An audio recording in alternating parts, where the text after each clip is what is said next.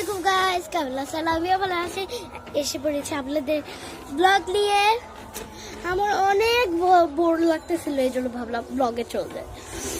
সবাই একজন না 30টা লাইক করছে, ওকে 29টা লাইক করছে।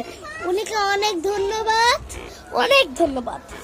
আপনারা কয়টা রোজা রাখছেন আমাকে কমেন্ট করে জানাবেন, ওকে? আমার প্লিজ এই ব্লগটা দেখবেন, আমি অনেক কষ্ট করে এটা ছাড়লাম।